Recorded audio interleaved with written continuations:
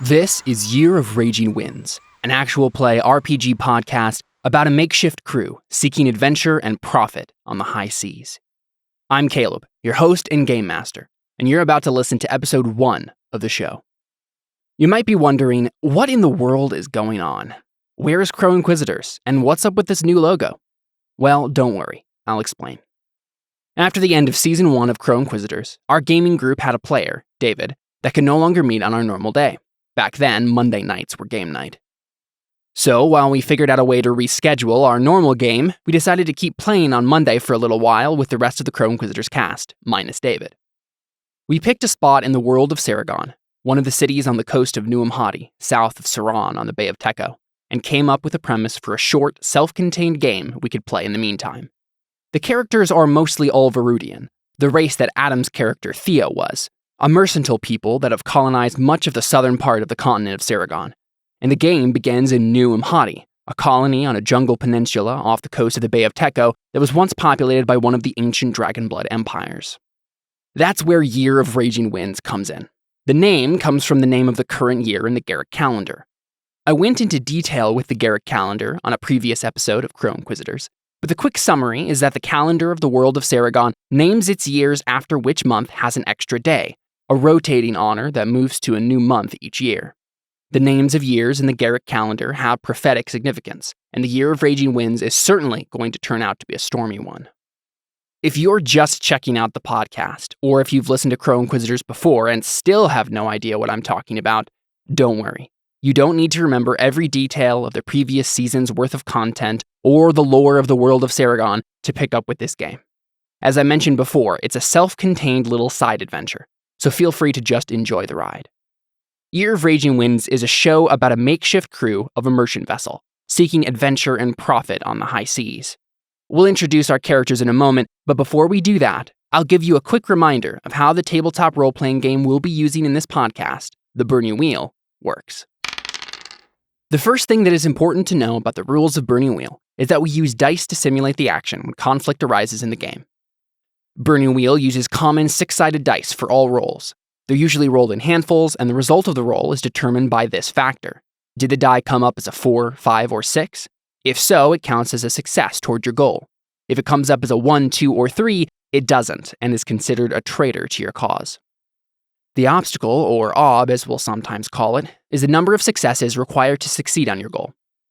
That means that you need at least that many 6-sided dice to come up as a 4, 5, or 6 to succeed on your stated intent. The amount of 6-sided dice you roll is determined by a number next to the character's relevant stat, skill, or attribute. While you won't have any of the character sheets in front of you to reference each character's abilities, we might mention those numbers from time to time. Another rule that's important to keep in mind is Artha. Burning Wheel uses a points-based reward system. Most often, the points are rewarded for creating interesting situations by playing out a character's beliefs and instincts. We'll talk about them in a second. The points that are awarded for this are called Artha. There are 3 types of Artha, but we'll just discuss the first 2. The first is called a fate point. It can be used to open-end a roll after it's been made. That means that any 6s that were rolled are now dice that can be rolled again, to possibly get extra successes to help you accomplish your stated intent. If you roll any more 6s, those also re-roll until you don't roll any more 6s. Add up however many more successes this adds to your total roll, and you now have your new result. This can be used to succeed a roll that you initially fail. The second type of Artha is called a persona point. It is primarily used to add dice to a roll before it is made. They can be spent 1 for 1 to add dice to a roll. They can also be used to bail a character out of a situation that will lead to their imminent death, so it's handy to keep one around for emergencies. Each type of Artha has multiple ways they can be used, but it would take a while to go through them all here. Suffice to say that they are special points that can be spent to accomplish the extraordinary. Each character in this first episode begins the game with 3 fate points and 1 persona point. Before we get started with the action, let's get a quick rundown of our characters. In the original recording of this session, we spent most of our time making our characters live on air. I figured that would be boring and tedious to listen to, and it would certainly be boring and tedious for me to edit, so I cut that stuff out. But we also workshopped beliefs and instincts during this process, and so didn't feel the need to list bits off again before we got started. So, for your benefit, I'll quickly go through our cast and their bits before we get started. Jared, who played Alphonse in Crow Inquisitors proper, is playing a jovial Verudian merchant lord named Lord Avion Volus. Avion is extraordinarily rich, and has used those funds to purchase the group's ship, a merchant vessel named the Three-Legged Falcon, and finance the expedition proper. Lord Volus has a wife, Talia, a scrappy slave girl he rescued from bondage several years back, and she now worries constantly about his well-being. During her time in the lower end of society, she learned how to defend herself and has taken it upon herself to ensure Avion's safety. Avion's beliefs are, if I don't handle it personally, it won't get done. Therefore, I will stop everyone else from ruining this venture. Even though my wife is crazy, I still love her. I will prevent her from getting herself into trouble. Since everyone is lower than me, it is my responsibility to take care of the lesser. I will take care of Podino. Rulership is my natural and ordained task. Therefore, I will make sure everything goes to plan. Avion has a special trait that allows him to have a fourth belief. Avion's instincts are, always solve my problems with money, always take a leadership position, always superior to those around me. His traits are, your lordship, mark of privilege, and noblesse oblige. He also has the cultural traits for being a Verudian of light blonde hair, determined, and mercantile. Avion has recently hired a bodyguard, slightly worried about his wife's obsession with keeping him safe, and unfortunately for everyone, chose very poorly. Connor, who plays Cantarius in Crow Inquisitors, is playing Podino in Year of Raging Winds, a disgruntled Dragonblood slave-turned-assassin who has it out for the crew of the Three-Legged Falcon. Dragonbloods are a race of reptilian humanoids that are said to have been changed from normal men into animalistic monstrosities by their terrible dragon gods. While the ancient and powerful Dragonblood empires are long dead and long forgotten, the citizens of these old civilizations still remain in the jungles of New Amhati, and have recently been enslaved by the Verudian explorers and merchants that have claimed the jungles for their own. Podino is a member of this race, and has not been treated kindly by his Verudian masters. Freed from slavery by a group of shadowy assassins, he was granted this gift on one condition.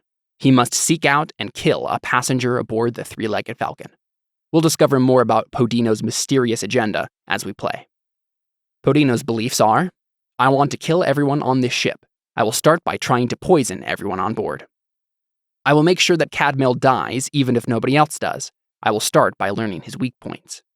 Words are more dangerous than knives. I will make sure innocence is always on my side. Podino's instincts are, always go for the throat. Always be planning for the worst to happen. Always try to shift the blame to someone else. Lastly, his traits are desperate, tasting the lash, cold-hearted, sea legs, iron stomach, and aura of innocence. And the cultural traits of exotic, honorable, and primitive. Josh, who plays Antonius in our main game, is playing Jontos, a Verudian sailor turned ship's cook, who may not be cut out for the job. Having sustained a leg injury that made it more difficult for him to fulfill his duties aboard a seagoing vessel, Jontos has finally caught a lucky break. His brother Gen, a mercenary hired to protect the Three-Legged Falcon, pulled some strings to get Jontos a job aboard the merchant vessel. While Jontos may not have been a cook before, he's determined to try and prove himself aboard this new ship. Jontos' beliefs are, I want to make the best of my new situation, so I will try and make friends with the crew.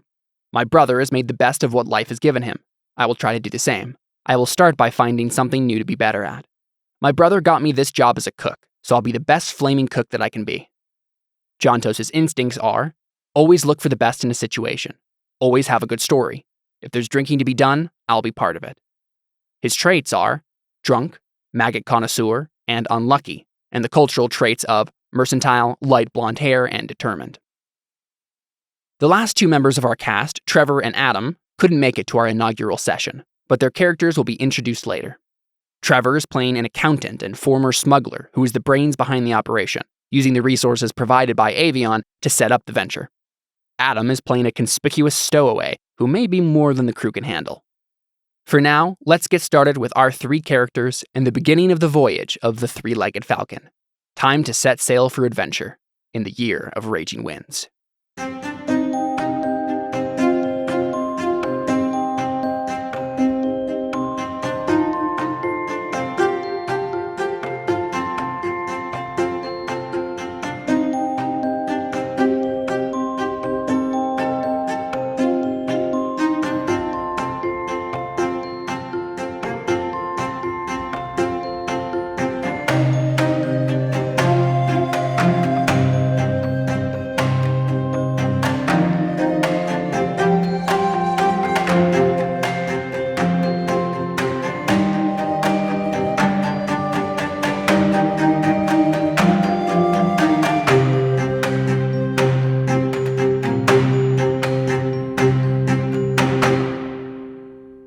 are live with Year of Raging Winds.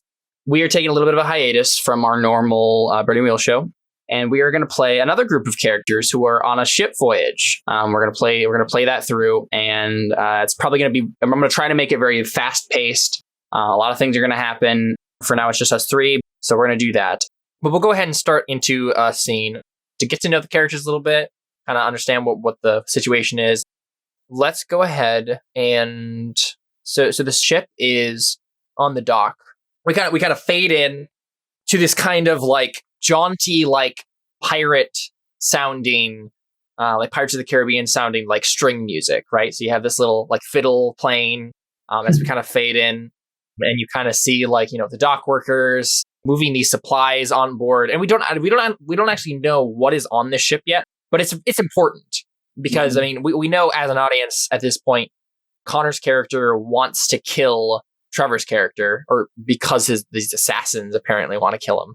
So apparently something Trevor is doing, most likely related to whatever he's shipping here, is important and is worth killing someone over. So that's kind of like the framework we have as we see these dock workers like pushing these barrels on board and stuff like that.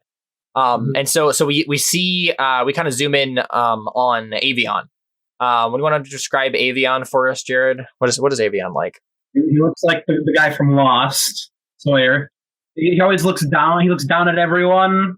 But at the same time, he's real jolly, and he feels a certain responsibility since he's so much better than everyone else. Great power comes great responsibility. I'm basically Spider-Man. How long has Connor been in my service, so to say? No. So just as a little bit of narrative, right before we leave our adventure, sure, I give you a bunch of, a few outfits of finery and some ornate knives and whatnot. Because, it's that awesome. And I'm like, oh, yeah, I can't have my subordinates living in squalor and whatnot. Yeah. Sure. So Connor, or Podina, rather, in inclusion to your, like, simple, like, the prisoner shiv knife that you had, you also have a collection of, like, ceremonial knives, like, ornate-looking stuff. So still completely functional. Yeah, they are, yeah.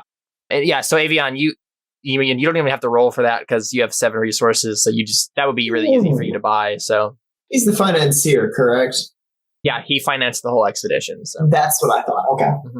Mm-hmm. Just for reference, Avion and Jontos, you both have the traits mercantile, light blonde hair, and determined.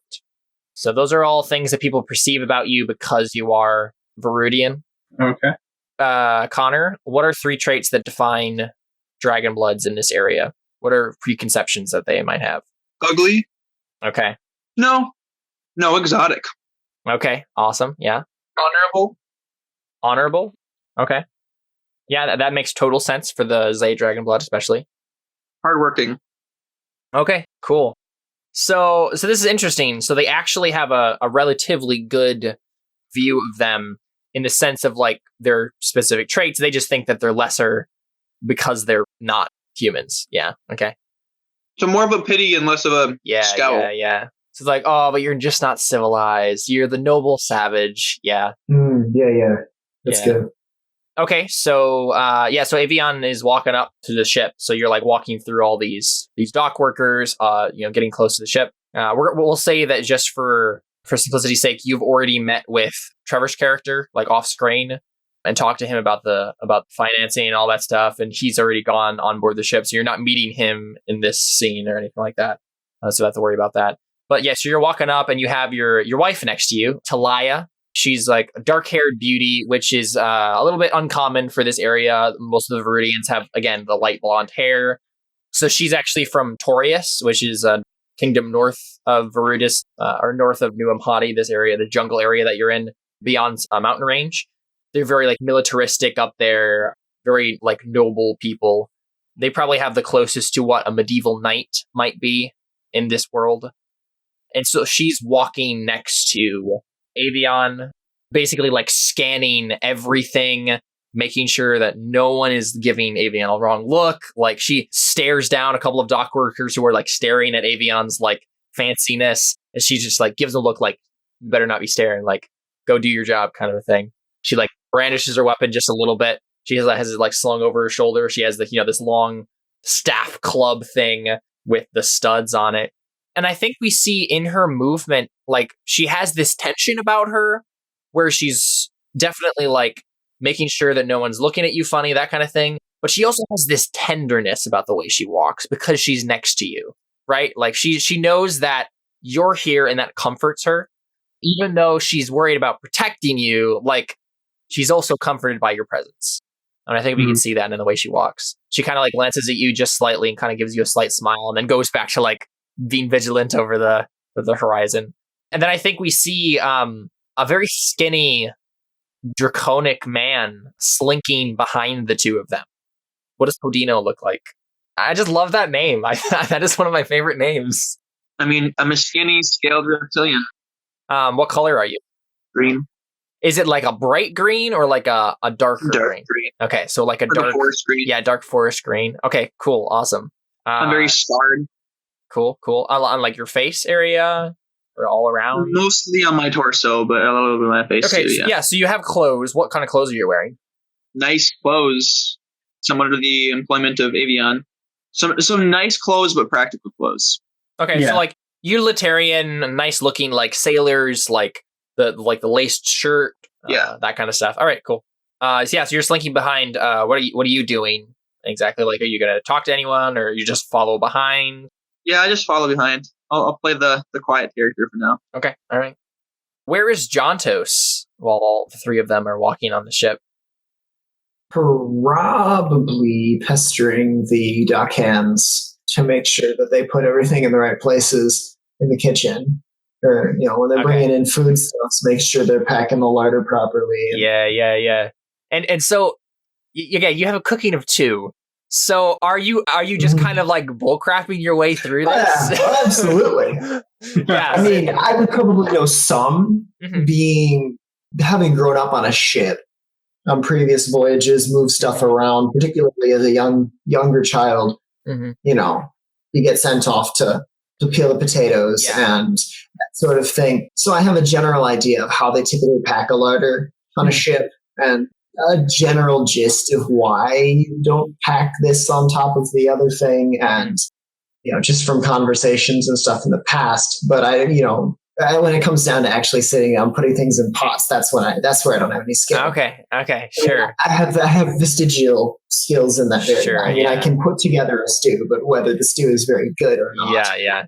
Yeah. So what I think we do is like we're following the three of them walking out of the ship, and then we cut over to Jontos, and we see him yelling at dock hands, trying who are putting all this the food stuffs in there.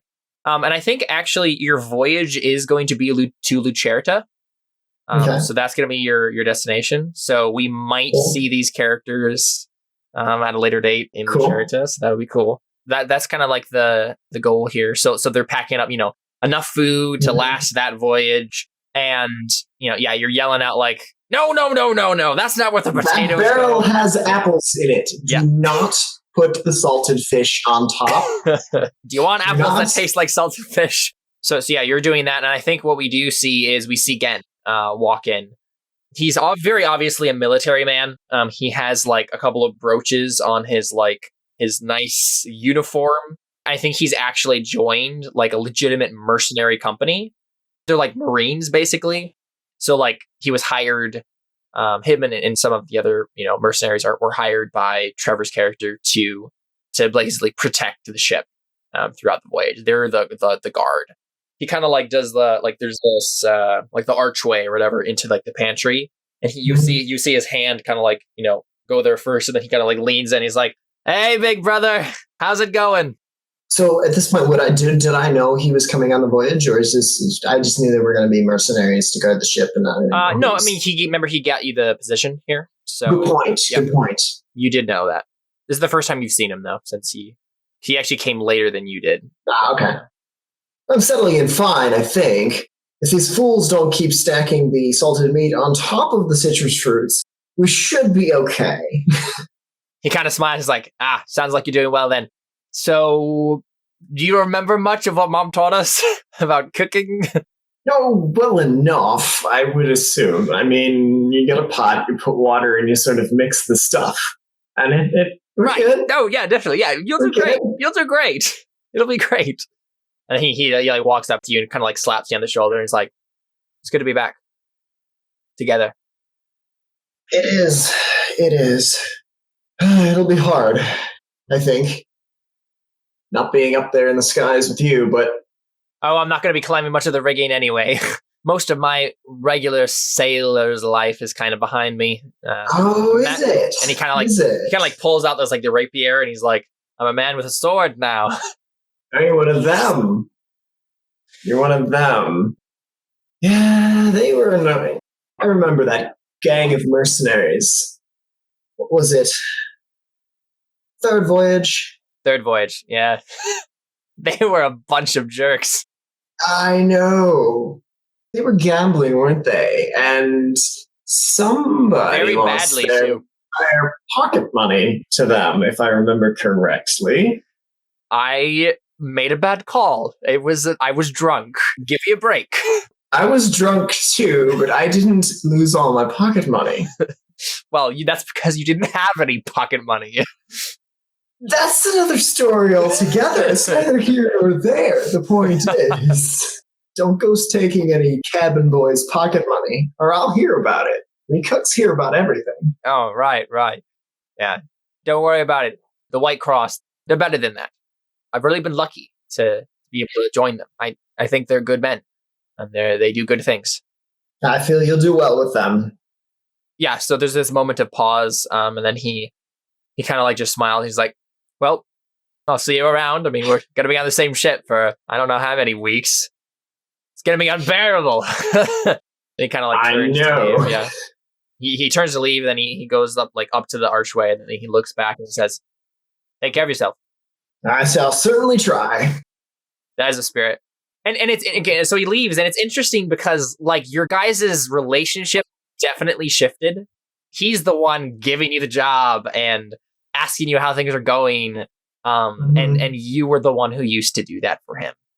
How do you tie a square knot, big brother? How do you unfurl the sails, big brother? And now it's yeah, you've been gone, from him for about a year, and he's joined this White Cross. Apparently he's doing well for himself, and you feel this, this pang of like I've missed some of his life, and I'm never going to be able to live that with him. And he's a mercenary, and that's something I can't do. Mm-hmm. I could have. Maybe I didn't necessarily want to, but it's not something I can do even. Yeah. Anymore. Yeah. I'm gonna lash out at the next dockhand coming. You're doing it wrong. Awesome. Yeah.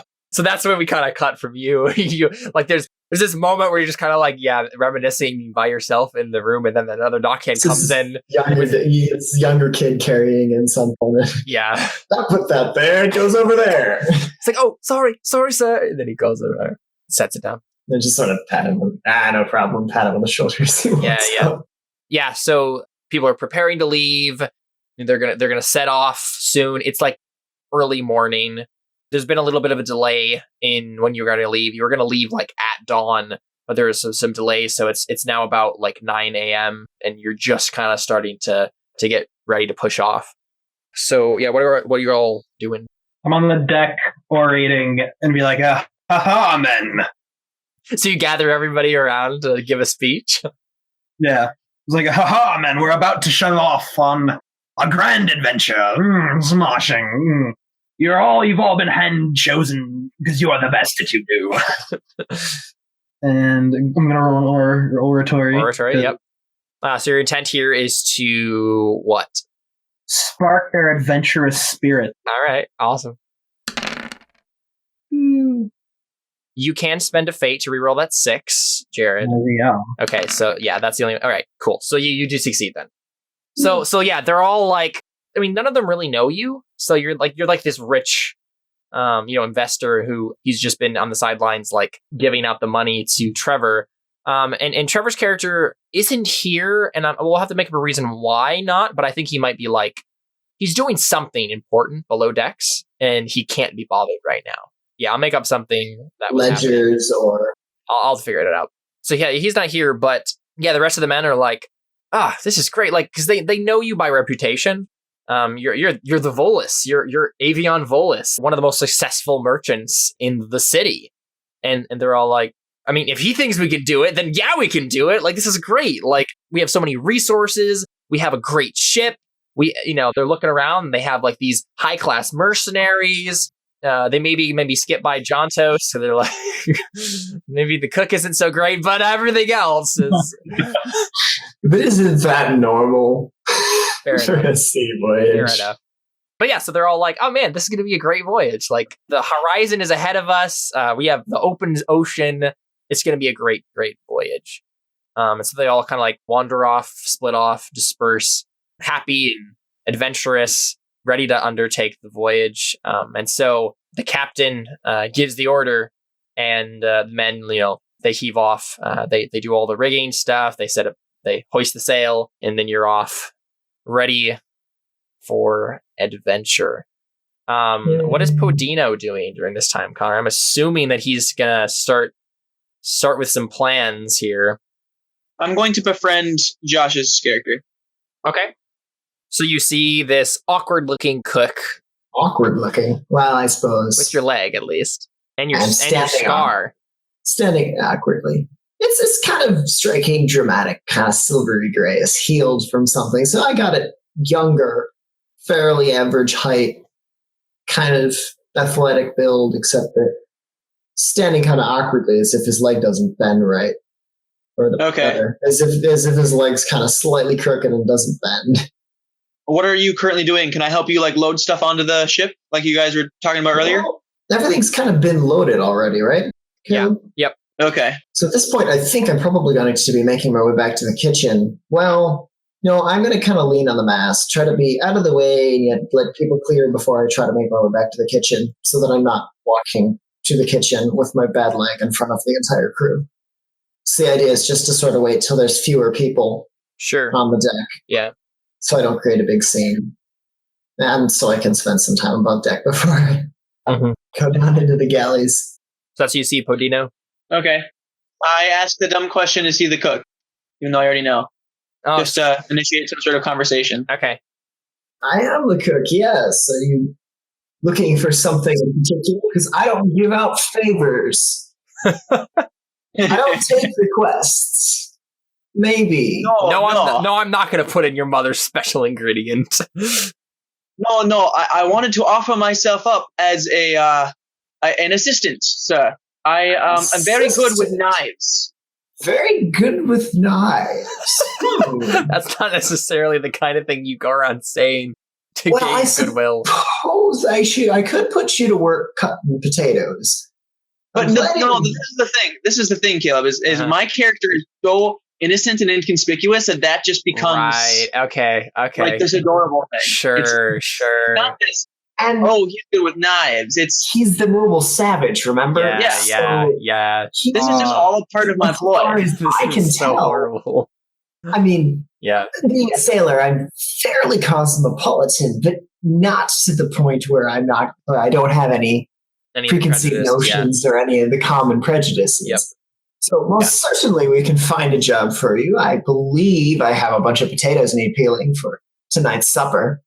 Oh, very good, sir. Very good, sir. I will get on it right away. Well, follow me then. And I sort of stump off toward the kitchen, go toward the galley. Awesome.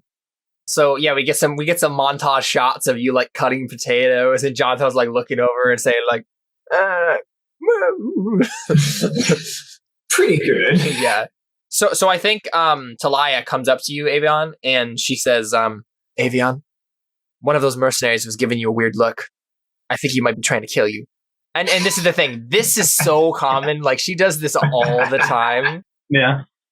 That's why I'm like, it's fine. It's fine.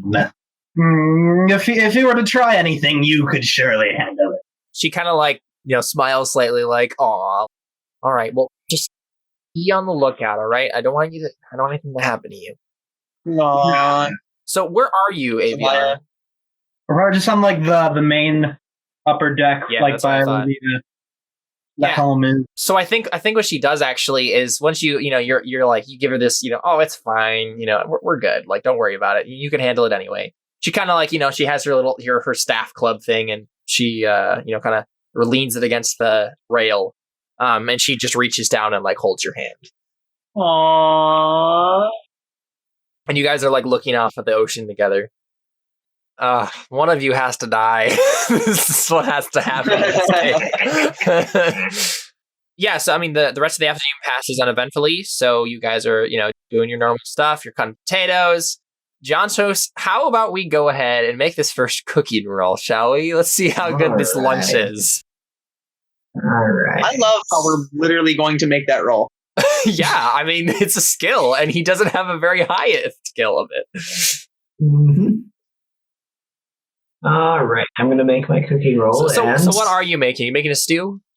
Just a sort of a light stew. Okay. Obviously with potatoes.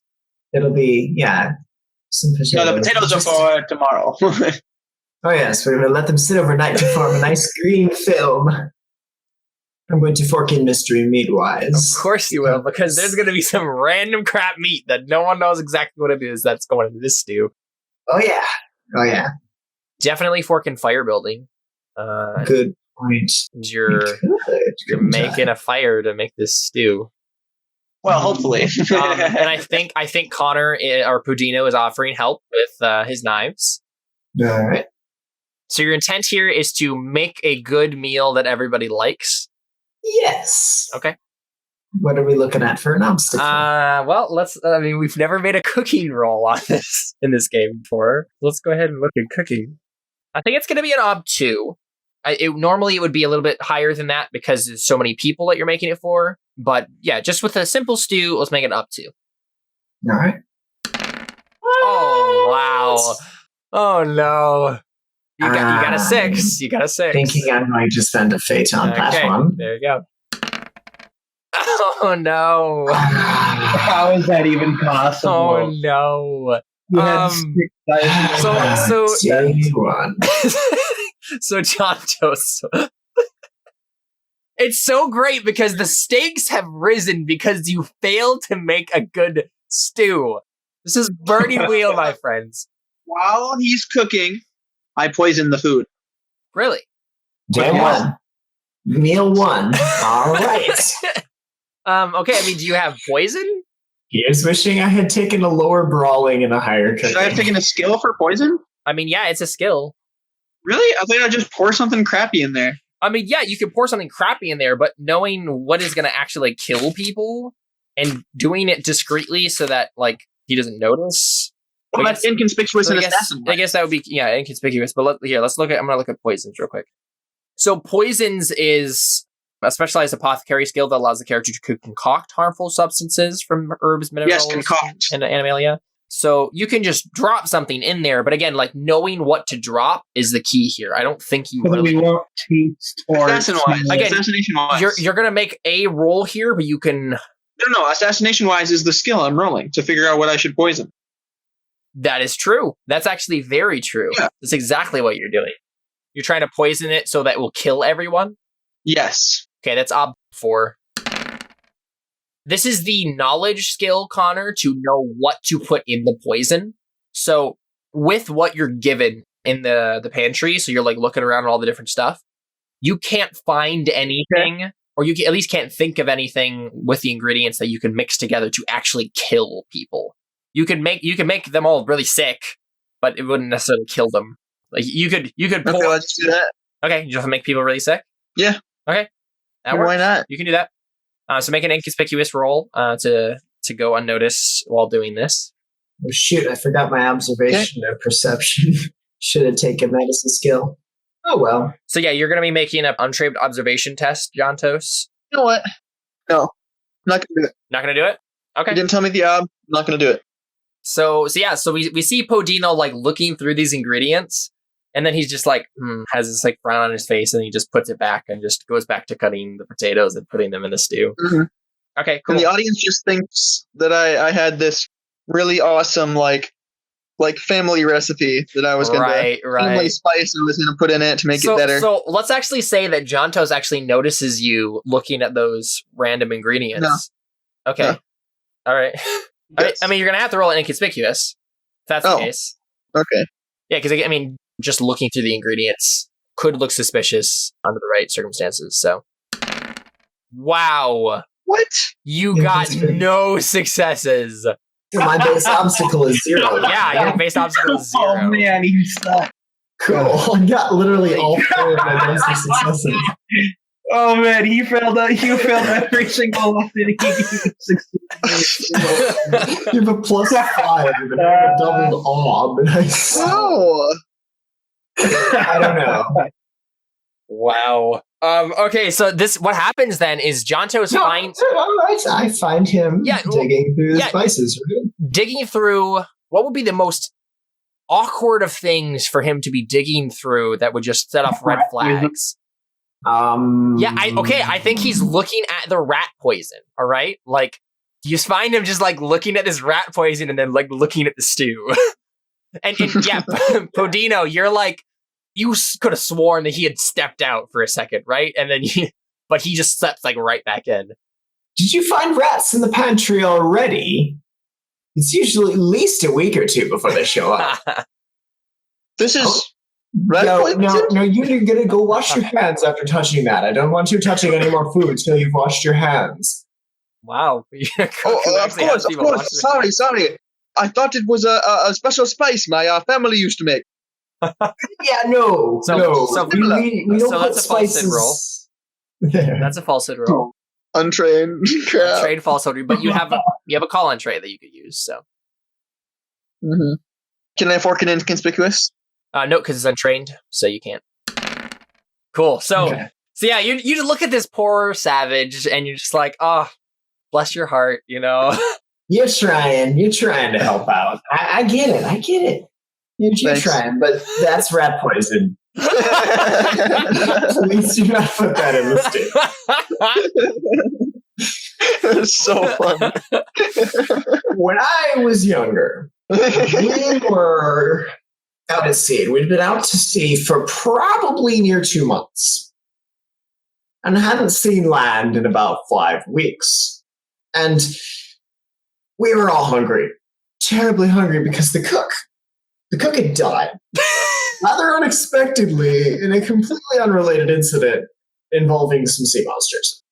So wait, one second, Podino. While he's starting to just go ramble into this story, how are you responding to this? I am very intent on listening. Right. Here we are with no cook, and so as you can imagine, we're eating what we can scrape together, and we eventually made it through our entire larders with the food, and there was very, very little left. And see, my brother and I were younger than probably ought to be digging around in a larder, but particularly the larder on this ship, because it was also where the weapons locker was. Captain wasn't very bright, but that's neither here nor there. My brother's digging around, and he just gets it. He picks up the thing of rat poison, thinking it was this food, and he pours it all over himself, in his eyes, in his face, on his hands, and quicker than you can blink, he's laying there on the floor completely sick. It was the most disgusting thing you've ever seen.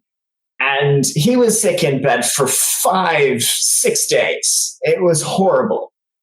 Moral of the story, don't play with rat poison, ever.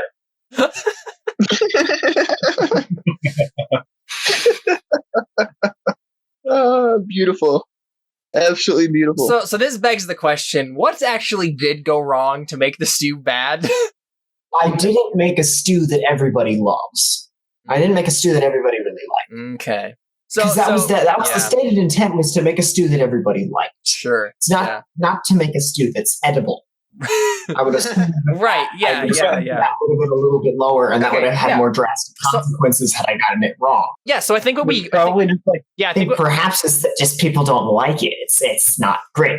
I think what we get is the camera's like going through the mass of the sailors who are just eating their stew and stuff like that, and you hear a couple of comments of them like, this isn't the best stew I've ever had." But then they seem all hopefully optimistic, because again, like, Avion had this big speech about rousing adventure. Like, they're still on that. We're on an adventure high, and the drudgery of the day-to-day experience hasn't set in yet. And so they're all like, oh, no, it's fine. It's the rough of the road, right? Like, the sort of thing that makes camping in a tent fun the first couple days, and then it stops being fun.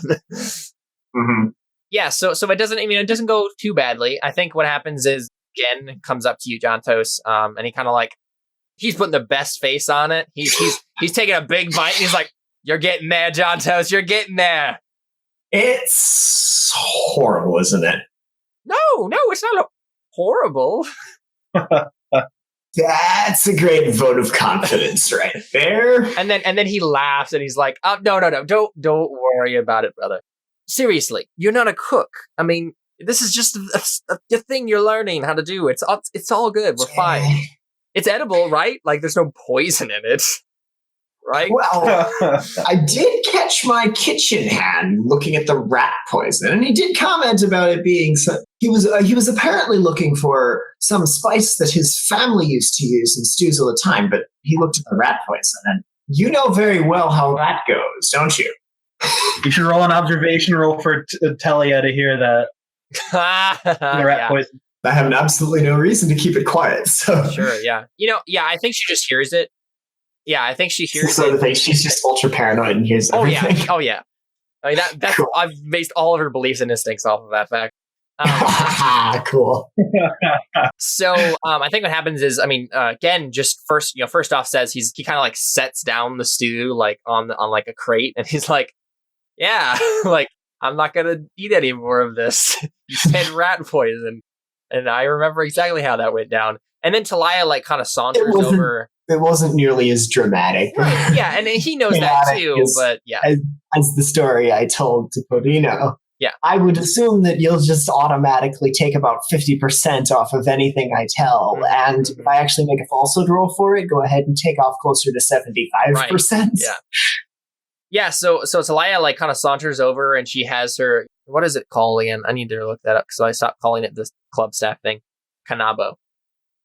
She has her kanabo and she's holding it not in a threatening way, but in a very like I have this way. In the sort of air of confidence. I have this. I know how to use it. I know how to use this. And she's like, cook.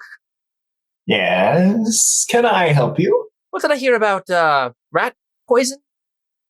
Oh, there was a deckhand who put the rat poison in the kitchen. And that needs to get moved. You send a cabin boy over to help me move it later. I don't want to move it myself. Don't like rat poison. Yeah, so she gives you that look like, I have my eyes on you, and then just kind of like walks off. But that's the look she gives everyone, so. But I don't necessarily know this yet. I mean, I assume I've seen her with Avian and at least gotten the idea she's kind of jumpy and overexcitable. Yeah, so. Or not jumpy necessarily, just sort of on edge. Paranoid. Thank you. Words. Yeah, that goes over well. So I think like the lunch was like biscuits and like just like a simple like lunch of snacky kind of stuff that you didn't really have to prepare. You just kind of like hand it out. Like had this crate of biscuits and you're like, hey, here you go, kind of a thing. But yeah, this is like they're fresh because we're just leaving port, so might as well enjoy the fresh ones. And you got seven resources just leaving the port, so you got some fresh biscuits. Good biscuits with some honey. Sure, yeah. I'm sure Avian has spared no expense to make his sailors happy, at least in the first couple days of the voyage. Yeah. Can't really buy anything in the middle of the ocean. Exactly. You'd be surprised what you can barter off of a sea monster. Jonto says to nothing. I'm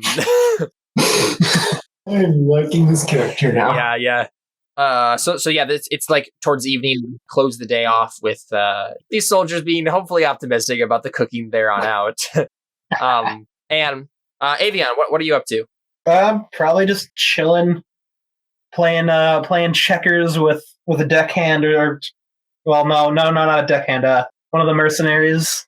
So Gen. Or chess. Let's say it's John playing chess with Gen. How is that going? I like to think I'm winning. I'm definitely going to give Gen strategy games as an actual skill, now that you've said that. Oh, this is great. So let's go ahead. Definitely something he's had to pick up from the mercenaries, though. Yeah. So, Avian, go ahead and make roll a being learned strategy games roll. I believe that's an actual skill. Yeah, strategy games. Wow. What's the I'm going to go ahead and roll for him. The ob is going to be a 2. Oh, man. Oh, wow. You only have 5 dice. That's sad. Yeah, so, I mean, he wins. I think he does it graciously because you know that you're paying his check. But, I mean, he still beats you by a lot. What? He only got 2. I got 1. No, but again, the obstacle for you is 4. Not 2. Yeah. So his success is doubled. So it's 1 versus a 4. So he beats you very badly. But he's gracious about it. He's like, better luck next time, Baron Willis. Oh, Jiminy Crickets, you are a very bright one indeed. I think that's an actual saying. Okay. Apparently it's a Viridian saying to say Jiminy Crickets. I just invented it. There's a reason for that, isn't there? Pope's pantaloons. Is it perhaps not Jiminy, but Gemini crickets? Because of an old... The cricket statues that have gems for eyes. Gemini crickets. Yes, that was a common feature in religious statuary at one point. Yep. And then sort of fell significantly out of favor when the religion of Serrano sort of became more... because that's more dominant, right? Not necessarily in Nuamhati. No, okay. Yeah, because it's more or less isolationist. Like they don't like spreading the religion out. Okay, so they're not a really evangelistic type religion because they're kind of racially superior. Like they like Serrano and Serrano only being the faithful. Sure. So it's one of those where other people can be part of it, but they have to. Right. It's principally Serrano because that's who we are. Yep. Okay, so it's much more of a... It's more like ancient Israel rather than Catholicism. Sure. So it's much more of a... Yeah. It's much more of a national religion. Yep. It's part of the identity. Okay. Yeah, so, Podino, did you want to do anything when it gets darker? I want to just go spy on what Trevor's doing. Okay. Go ahead and make an inconspicuous roll for us. To, be discreet about the fact that you're going towards he's not the investor, he's the owner of the enterprise, going to his cabin. So I'm just going to say base ob 3, because your intent is to get to the cabin without being noticed, correct? Yeah, I failed. So you failed. So I think Talia definitely notices you, but she misinterprets it as she doesn't necessarily mistrust you because you were hired also by Avion to protect him. Mm-hmm. But she definitely notices you. And I think she notices you trying not to be noticed. Okay. Right? So she kind of just steps up next to you and she says, "Do you see something?" As in implying are you someone trying to hurt Avion and you're sneaking around trying to follow him or whatever? She's giving you the benefit of the doubt. I'm concerned about the man that has been underneath the deck for so long. What could he be doing down there? Could he be a threat? Yeah, I think she narrows her eyes and she's like, "I guess it is a little bit suspicious now that you mention it. Let's go check it out, shall we?" All right. I'm sure he wouldn't be opposed to me at least. I mean, he knows me through Avion. Just checking up and seeing how he's doing. And then, yeah, she looks at you and she's like... I would feel very much... And I actually do fumble over my words. I would feel very, very, very much better. Very much better if you did that. Good. Are you coming with? Absolutely. So, do you know how to speak Garrick better than you're letting on? Yeah. Yeah. I figured. Playing this noble savage character. Yeah. Oh, it's so good. I'm liking this character too, Connor. I don't like him, but I'm liking the character. This is going to be fun. Yeah, this really is. So yeah, you guys are going to check that out, and we'll open that up with the next thing with Trevor. Okay. And I think we'll probably close there.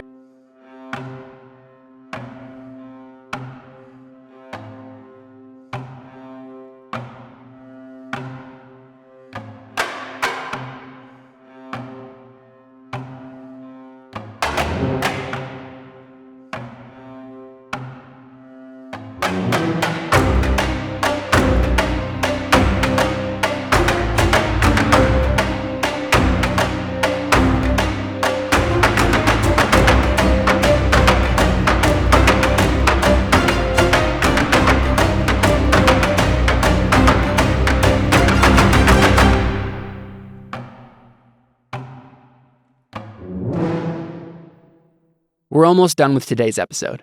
The last segment of the show today is the way we end every session, handing out Artha by referring to each character's beliefs, instincts, and traits. I'll remind you of these concepts briefly now. A character's beliefs, usually they have 3 of them, are statements that tell us something they believe about the world around them and what they're going to do about it. Beliefs exist to give the game master, me in this case, direction about what your character cares about in the game. During a session, we play out the drama of characters attempting to follow their beliefs, and me as the GM attempting to hinder and challenge them. If a character works towards accomplishing their belief, they are awarded a fate point at the end of the session. If a character completes their belief by accomplishing the task portion, they earn a persona point, and now can rewrite the second portion of their belief to accomplish something else related to that belief about the world. Instincts are things a character does instinctually, or without thinking about it. Instincts can be positive, such as always carry a knife on me, allowing a character to always have a knife on them unless I, as the game master, make a special point of having a non-player character search their person for hidden knives. They can also be negative, such as never let an insult go unchallenged. A character doesn't always have to play into their instinct, but if a character has an instinct that could get them into trouble, like the one I just mentioned, and they act on it in the game and make the game more interesting, they are awarded a fate point at the end of the session. Instincts are usually written as always, never, or if-then statements. Like beliefs, you can rewrite instincts at any time. Traits come in all shapes and sizes, such as character traits, which are simply words that describe how your character looks or behaves, die traits, which provide bonus dice or increased obstacles to certain actions or situations, and call-on traits, which can be used to re-roll all filled dice on one test a session with a certain skill or stat. When a trait gets a character into trouble or complicates the story, they are awarded a fate point. Unlike beliefs and instincts, traits are permanent fixtures of a character, and can only be changed through powerful magic or through a trait vote. Now, let's get to our breakdown of the character's beliefs, instincts, and traits, and see what Artha they earned. So let's go ahead and look at your beliefs and instincts real quick, and hand out some fate. Avion? Okay, if I don't handle it personally, it won't get done. Therefore, I'll stop everyone else from ruining this venture. I think you work towards that just for the oratory role, right? Like, you're making sure that no one else screws this up by inspiring them not to. Even though my wife is crazy, I still love her. I'll prevent her from getting herself into trouble. I mean, there wasn't really any trouble to get her out of. Though, to be honest, this next thing that's going to happen would be something to get her out of. Yeah. Since everyone is lower than me, it's my responsibility to take care of the lesser. So I will take care of Podino. I gave him stuff. You gave him knives, sure. Yep. Rulership is my natural and ordained task. Therefore, I will make sure everything goes to plan. Oh, yeah, I have 4 beliefs. Man, this guy's arrogant. Yeah, no, he really is. He's arrogant in the sense of I've been put it above everybody else, and I'm going to make everyone's lives better. Yeah. So I suppose that's a good arrogant as opposed to it. Yeah. Mm-hmm. Actually, go ahead and take fate for that instead of the first belief. Because, I mean, you didn't try to stop people from ruining the venture. You just made sure everything was going according to plan. Okay. Instincts, always solve my problems with money. No. Always take the leadership position. That didn't get me into trouble. I am always superior to those around me. That also didn't get me into trouble. Yeah, I don't think any of your traits got you into trouble either. So. Yeah. Okay, cool. So you got 2 fate. That's actually pretty good for playing an hour and a half. Podino. Alright, I want to kill everyone on the ship. I will start by trying to poison on board. Poison everyone on board. I don't know why. You tried. I failed, but did it necessarily get me into trouble? You made no. Again, beliefs are just something you have to work towards. So you made a roll to try to do that. You didn't go through with it, but you made a roll. So take fate for it. Okay, I'll make sure that Trevor dies, even if nobody else does. I will start by learning his weak points. You worked towards. I mean, you started there. So take fate for it. Words are more dangerous than knives. I'll make sure innocence is always on my side. Take another fate for that. Instincts hit yourself in the throat. Always be planning for the worst to happen. Always try to shift the blame to someone else. And none of those came up, really. Yeah. Traits, desperate, tasting the lash, sea legs, exotic, cold-hearted, iron stomach, honorable, aura of innocence, hard work. Yeah, I don't think, and none of those got you into trouble, so. Cool. You got 3 fate, though. John, tell us. I want to make the best of my new situation, so I will try to make friends with the crew. I don't know how much I really did for the whole crew. I mean, I sort of tried with Podino a little bit. but mainly it's because he approached me. Yeah, and I think that's the thing. You didn't actually work towards it. Someone else worked towards one of their beliefs. My brother has made the best of what life has given him. I will try to do the same. I'll start by finding something new to be better at. I haven't really started on that one yet. My brother got me this job as cook, so I'll be the best flaming cook that I can be. Well, let me take faith for that. You tried. I tried. You tried anyway. Yeah. Instincts. Always look for the best in a situation. Always have a good story. If there's drinking to be done, I'll be part of it. Yeah, I don't think any of those got you into trouble. Not yet, anyway. Nope. And looking at my traits, doesn't look like, well, unlucky. I mean, yeah, go ahead. Trying rat poison and go ahead and take fate for that, because I mean, of course, it's you have the guy who's helping you make the stew is going to poison everyone. All right, cool. Well, that was awesome. I'm really looking forward to seeing what this is gonna. The thing is, we have really good characters that are bouncing off of each other in really interesting ways. And we have a way to always be moving forward the narrative because we have a goal. It'll be cool. Well, I'm excited. All right. Well, we'll go ahead and end here. Yeah, this has been the first episode of Year of Raging Winds. So we'll see what happens next time. Adios. Have a good night. We're out. See ya. That was episode 1 of Year of Raging Winds. I hope you're enjoying our new adventure so far. Since this side campaign is already bonus content in and of itself, I won't be releasing any extras in between episodes. But for the next month, you'll be getting an episode each Saturday. I'll see you next week for another episode. Thanks for listening.